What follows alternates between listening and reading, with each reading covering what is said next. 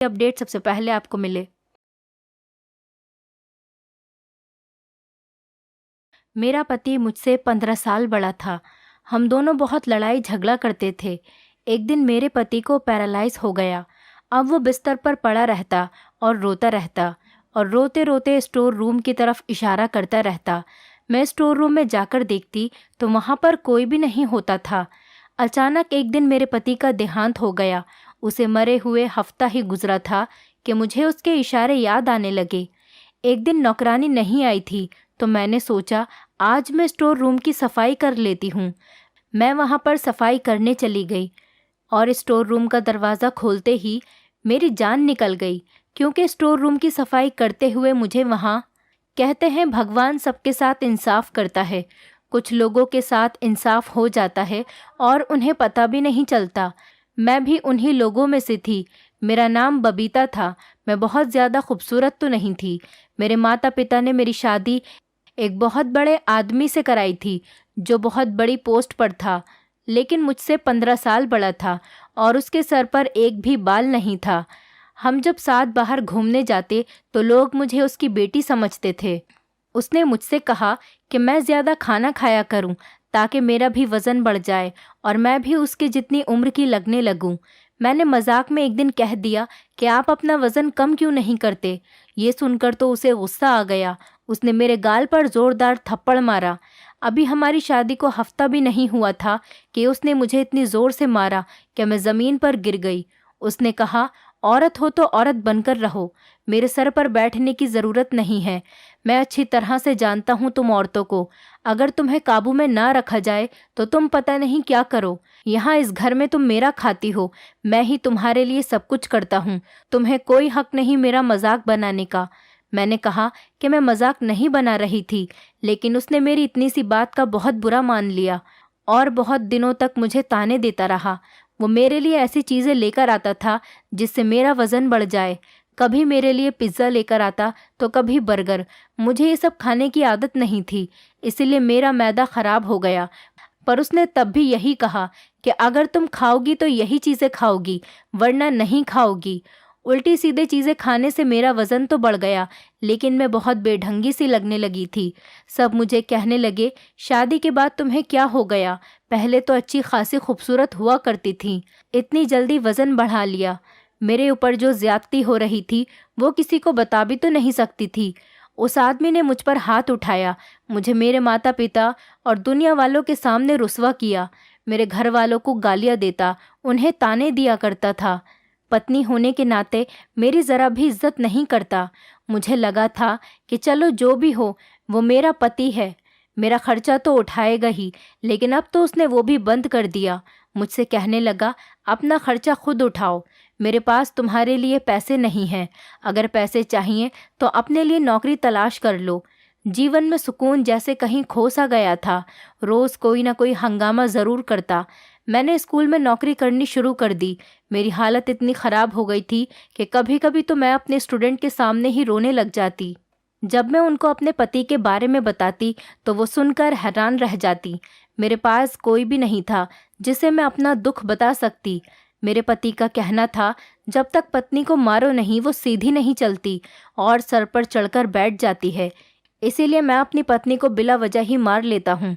अपने दोस्तों और रिश्तेदार के सामने मेरी बेइज्जती करता रहता। हमारे यहाँ कोई संतान भी नहीं हो रही थी। मैं बहुत परेशान थी, लेकिन किसी को कुछ बता भी नहीं सकती थी। सबसे झूठ बोलना पड़ता था कि सब कुछ ठीक चल रहा है, अच्छी भली जिंदगी गुजर रही थी। न जाने क्यों मेरे माता पिता ने मेरी शादी इस जैसे आदमी से कर दी। मैं हर तरह से कोशिश करती कि मैं उसे पसंद आ जाऊं, उसकी हर पसंद नापसंद का ख्याल रखती। वो जो कहता मैं वही करती, उसकी हर बात मानती। लेकिन मैं उसकी बात मानूं या ना मानूं, उसे मुझ पर गुस्सा ही आता रहता था। कभी कभी तो मुझे लगता था वो किसी और को पसंद करता है या कोई और बात है जिसका गुस्सा वो मेरे ऊपर उतारता है। क्योंकि मुझ पर गुस्सा करने के बाद वो अपने दोस्तों के साथ बाहर चला जाता, उनके साथ घूमता फिरता, हंसी मजाक भी करता और बहुत खुश रहता था। उसके दोस्त भी हमारे घर आ जाते थे और जब उसके दोस्त हमारे घर आते तो मेरा सारा दिन खाना पकाने में ही निकल जाता। मैं फिर भी उससे कुछ नहीं कहती। सोचती कि शायद अब वो खुश हो जाए, लेकिन वो तो किसी हाल में खुश रहने वाला ही नहीं था। मुझे समझ में नहीं आ रहा था कि ये सब मेरे साथ क्या हो रहा है। कभी तो लगता था कि मुझे किसी की नज़र लग गई है या किसी ने मेरे ऊपर काला जादू करा दिया है, क्योंकि जो कुछ भी मेरे साथ हो रहा था वो सब समझ से परे था। मेरा पति जिस ऑफिस में काम करता था वहाँ पर खूब रिश्वत लिया करता था। नई से नई गाड़ियाँ, मोबाइल बदलता रहता, अपने लिए अच्छी से अच्छी चीज़ लेकर आता, अपने हर शौक़ पूरे करता, लेकिन उसे मेरे खर्चों का ज़रा भी ख्याल नहीं था। मैं अपने सारे खर्चे खुद पूरे करती। अब तो हम अपने मोहल्ले में भी मशहूर हो गए थे कि ये लोग बहुत लड़ते हैं। हमारी लड़ाई भी ज़्यादा ही हुआ करती थी, लेकिन एक दिन तो हद ही हो गई जब उसने मुझसे बिला वजह ही लड़ना शुरू कर दिया। मेरे पति ने ज़ोर ज़ोर से चिल्लाना शुरू कर दिया। उसने कहा, मैंने तुमसे कहा था ना आज मेरे लिए अच्छा खाना बनाना, और तुमने दाल बनाकर रख दी। मैंने कहा, अगर अच्छा खाना खाना है तो उसके लिए पैसे भी देते ना। मेरे पास पैसे नहीं हैं और अभी मेरी सैलरी भी नहीं मिली है। वो इस बात को लेकर खूब लड़ा और कहने लगा, मुझे तुम्हारे साथ रहना ही नहीं है, तुम मुझे अच्छी ही नहीं लगती। आज तक तुमने मेरे दिल में जगह नहीं बनाई। बात कहाँ से कहाँ शुरू हुई और कहाँ चली गई पता ही नहीं चला। और कहने लगा, मैं तो तुम्हारे साथ मजबूरी में रह रहा हूँ। वो बहुत ज़्यादा चीख रहा था और गुस्से में था, जिसकी वजह से उसका बीपी बढ़ गया और उसको दौरा पड़ गया। मुझे समझ में नहीं आ रहा था कि मैं क्या करूं। रात का समय था। मैं उसे हॉस्पिटल लेकर गई। डॉक्टर ने कहा कि आपने आने में ही देर कर दी। आपके पति को पैरालाइज हो गया है। अब ना ये चल सकते हैं ना ही बोल सकते हैं। इनका पूरा शरीर बेकार हो गया है। बस ये अपनी दोनों आंखें और 3-4 उंगलियां ही हिला सकते हैं। मेरे पति ने गुस्सा किया और गुस्से में आकर अपना ही नुकसान कर लिया। गुस्से की वजह से उनका बीपी हाई हुआ और उन्हें पैरालाइज का अटैक आ गया। खैर, हफ्ते भर हॉस्पिटल में रहे, फिर हम घर पर आ गए। अब मैं ही उनका ख्याल रखा करती थी। वो बोल ही नहीं सकता था, ना ही हिल सकता था, लेकिन उसे अपने किए पर अब भी कोई अफसोस नहीं था। मैं भी इन सब से खुश नहीं थी। वो जैसा भी था मेरा पति था। मैं नहीं चाहती थी कि उसके साथ कभी ऐसा कुछ हो। एक पत्नी कभी भी अपने पति का बुरा नहीं सोच सकती, चाहे पति जैसा भी हो। अब तो हमारे घर में पैसों की भी परेशानी होने लगी। मैं नौकरी भी करती, घर का काम भी करती और उसे भी संभालती। अब उसकी आंखें बदलने लगी थीं। वो सोचने लगा था कि ये मेरी पत्नी है जिसके साथ मैंने इतना बुरा किया, उसे मारा पीटा, उस पर गुस्सा किया। अब भी वो मेरा इतना ख्याल कर रही है, मेरी खिदमत कर रही है। एक दिन मेरे पति ने मुझे अजीब सा इशारा किया। मैं समझी नहीं कि वो मुझसे क्या कह रहा है। उसने अपनी उंगली से इशारा किया था। मुझे लगा कि वो कह रहा है मुझे बाथरूम जाना है या मुझे भूख लगी है, लेकिन आज उसने जो इशारा किया वो अलग था। वो स्टोर रूम की तरफ इशारा कर रहा था, लेकिन इसका मतलब ये नहीं था कि उसे स्टोर रूम जाना है। मैंने उससे पूछा, क्या हुआ? आप स्टोर की तरफ इशारा क्यों कर रहे हैं? क्या आपको स्टोर रूम में जाना है? तो उसने मना कर दिया। मैंने घर में एक नौकरानी रख ली थी, क्योंकि मैं आधे दिन घर में नहीं रहती थी और अपनी नौकरी भी नहीं छोड़ सकती थी। अगर मैं नौकरी नहीं करती तो घर का खर्चा कैसे चलता? इसीलिए मैंने एक नौकरानी रख ली। ऑफिस वालों ने मेरे पति का हिसाब भी क्लियर कर दिया था। अब वो नौकरी पर नहीं जा सकता था, इसीलिए उसकी तनख्वाह भी आनी बंद हो गई थी, और जो उसकी अभी तक की तनख्वाह और फंड हैं उनको मिलने में थोड़ा टाइम लगेगा। जब मैं उनको फ़ोन करती तो वो कोई ना कोई बहाना ले लेते। वो पैसे भी हमें मिल नहीं रहे, और मेरे पति का काम ऐसा था, उसे बहुत लोग जानते थे और उससे डरते थे। उसके दस्तखत के बगैर फाइल पूरी नहीं होती थी, इसलिए उसे लाखों रुपए की रिश्वत भी देते थे। उसके कुछ रिश्तेदार थे जो पहले तो पैसों के चक्कर में उसके आसपास रहते थे, लेकिन जैसे ही उसका बुरा समय आया सबने साथ छोड़ दिया। अब उसे एहसास हुआ कि मेरे बुरे समय में मेरी पत्नी ही मेरे साथ है। वो रोज़ रात को स्टोर की तरफ इशारा करता और रोता रहता। उसे देखकर मुझे भी रोना आ जाता था, क्योंकि मुझसे उसकी ऐसी हालत देखी नहीं जाती थी। हमारी शादी को 5 साल हो गए थे और इन 5 सालों में उसने मुझे चैन का सांस लेने नहीं दिया था। हर रोज़ मेरा खून जलाता था। बहुत तकलीफ़ दी है उसने मुझे, लेकिन मैंने उसे माफ़ कर दिया था। शायद उसको उसके किए की सज़ा मिल गई थी। मैं उसे और सज़ा नहीं देना चाहती थी। वो रोता रहता था और बार बार इशारा करता। मैं उसके इशारे पर जाकर देखती, लेकिन मुझे वहाँ पर कुछ भी नहीं मिलता। न उसकी कोई चीज़ वहाँ थी और न कोई और चीज़ ऐसी थी जो उसे चाहिए हो। अब बार बार इंसान एक चीज़ की तरफ इशारा कर रहा है, इसका यही मतलब है कि कोई बात तो ज़रूर है, लेकिन मैं समझ नहीं पा रही थी। एक दिन उसकी कज़िन हमारे घर पर आ गई और हैरत की बात है, वो उससे तो नहीं मिली, लेकिन मुझसे अजीब गरीब बातें कर रही थी। कहने लगी, तुम्हारे पति की तनख्वाह और फंड के पैसे कब मिलेंगे? मैंने कहा, पता नहीं, मैं तो रोज़ फ़ोन करती हूँ, वो लोग कुछ न कुछ बहाना बना देते हैं। कहने लगी, बहुत सारे पैसे होंगे ना, तुम इतने पैसों का क्या करोगी?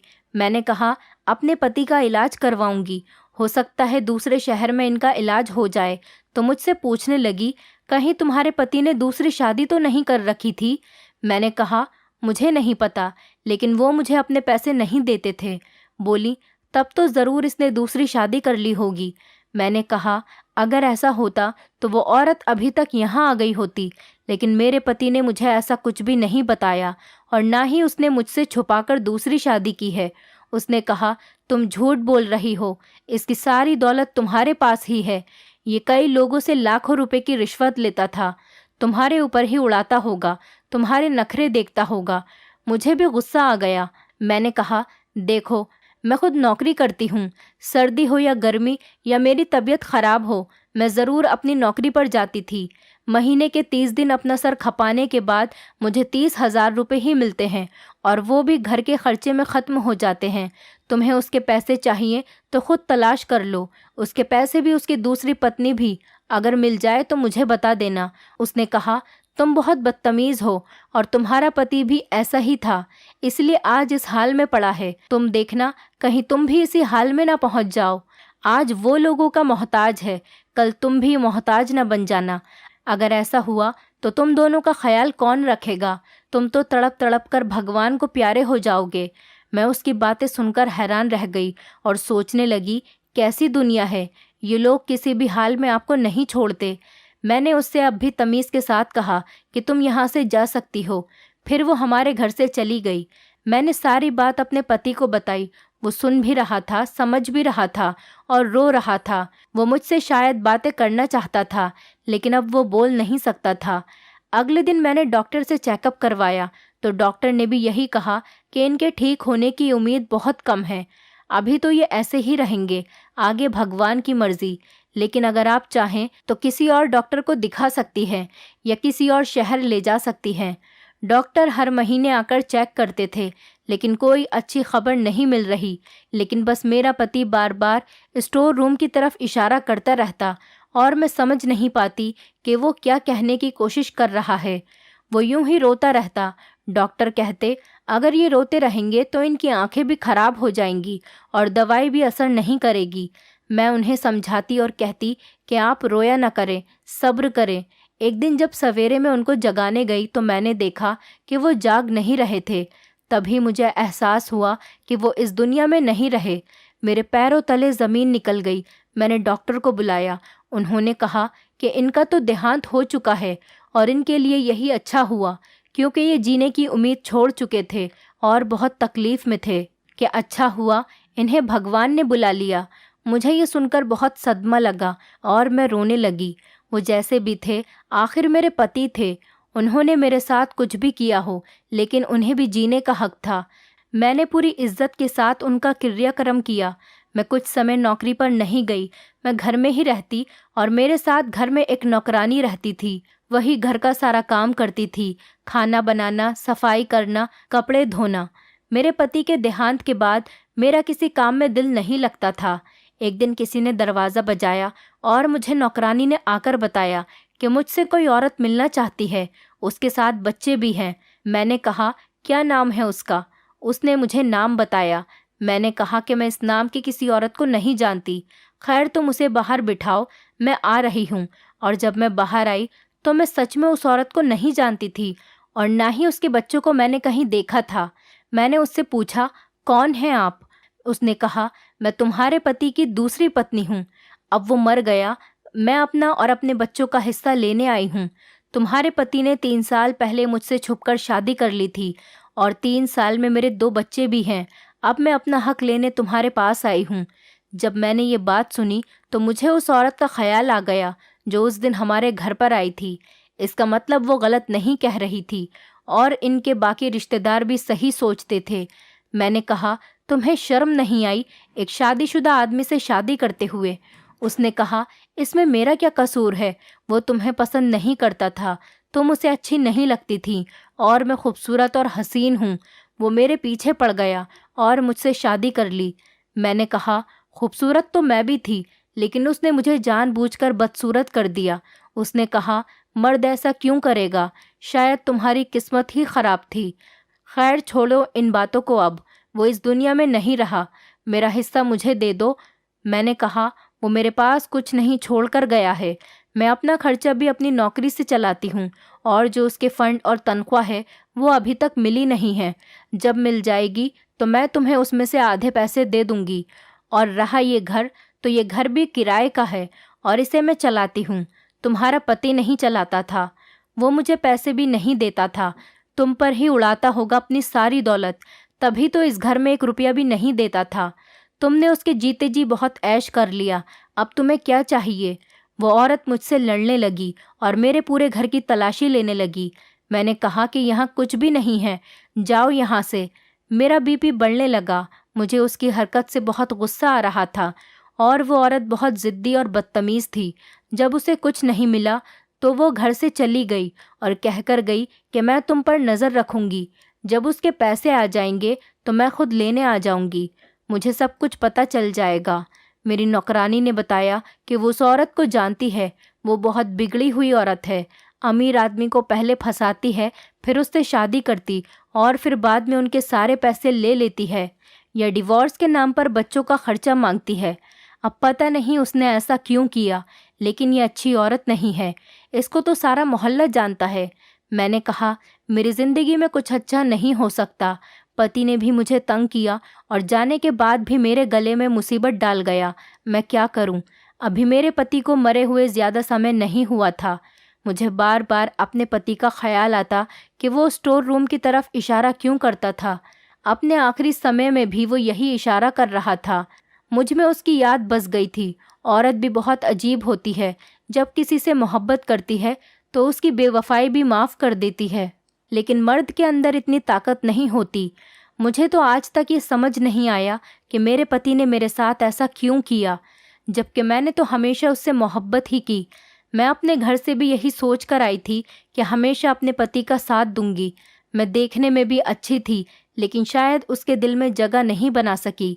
औरत खूबसूरत है या नहीं, मर्द की नज़र तय करती है। अगर कोई औरत एक बार मर्द को खूबसूरत लग जाए, तो अगर वो खूबसूरत ना भी हो तो वो उसे अपने दिल की मलका बनाकर रखता है।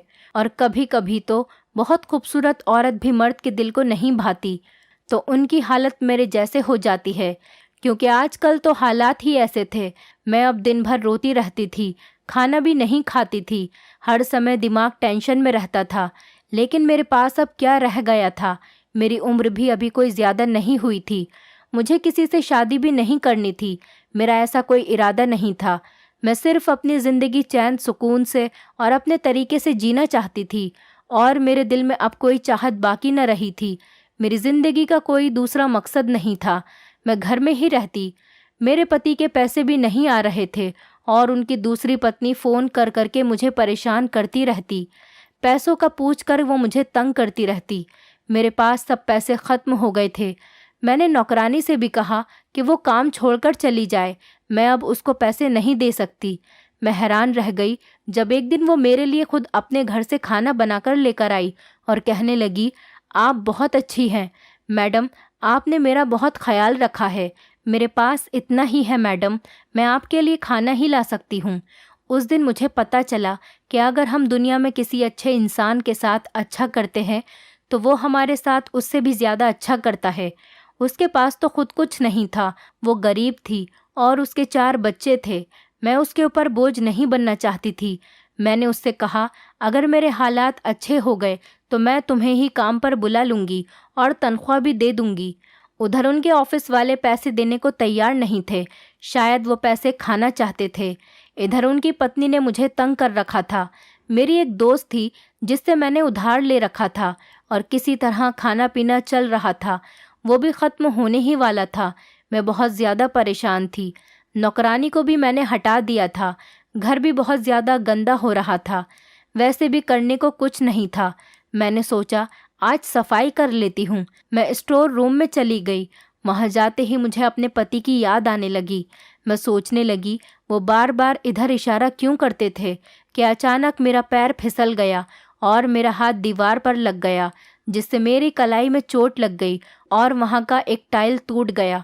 जब मैंने उस तरफ देखा तो मेरे पैरों तले ज़मीन निकल गई। मुझे यकीन नहीं हुआ कि मेरी आंखें क्या देख रही हैं। इस दीवार के पीछे एक कमरा बना हुआ था और उसमें एक तिजोरी बनी हुई थी। जब मैं अंदर गई तो मेरे पैरों तले ज़मीन निकल गई। उसके अंदर ढेर सारी दौलत, सोना चांदी और ना जाने क्या कुछ था। मैं समझ गई कि वो इसी तरफ इशारा किया करते थे, लेकिन बता नहीं पाते थे। जैसे कि मेरे पति के बारे में मशहूर था कि वो बहुत ज़्यादा रिश्वत लिया करता था। शायद ये सब उन्हीं रिश्वत के पैसों का बना हुआ था। मैंने सब सामान वहाँ से निकाल लिया और उस जगह को बंद कर दिया और पहले की तरह कर दिया ताकि कोई पहचान न सके। अगले दिन मैंने नौकरानी को बुलाया और कहा कि घर का सारा सामान पैक कर दो, मैं यहाँ से जा रही हूँ। वैसे भी ये घर किराए का है। मैं सोच रही थी दौलत में से कुछ हिस्सा अपने पति की दूसरी पत्नी को दे दूंगी, लेकिन नौकरानी ने बताया कि वो दोनों बच्चे उसके नहीं थे। वो झूठ बोल रही थी। वो बच्चे किसी और के थे। वो आपके पति के बच्चे नहीं थे। वो औरत हमारे मोहल्ले में रहती है। कल एक आदमी आया था और अपने बच्चे लेकर चला गया। हो सकता है आपके पति ने उससे शादी ही ना की हो। वो झूठ बोल रही हो, क्योंकि ये औरत ऐसे ही ड्रामा करके पैसे ऐंठती है।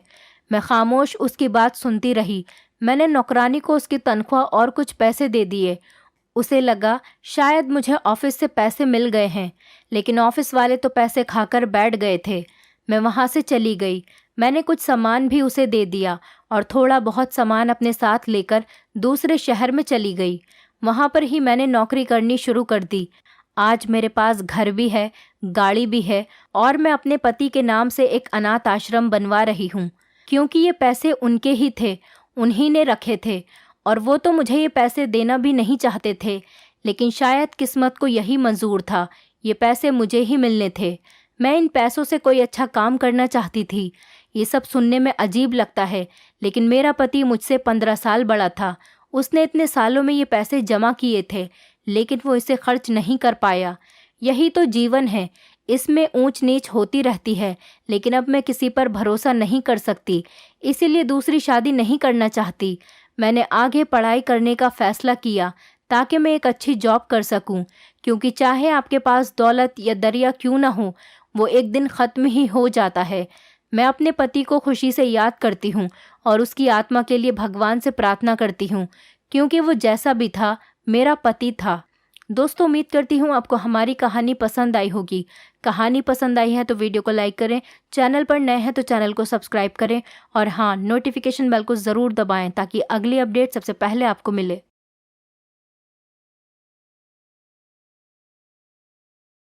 मेरा नाम रूबी है। मैं उत्तर प्रदेश की रहने वाली हूँ। हम 3 भाई बहन हैं।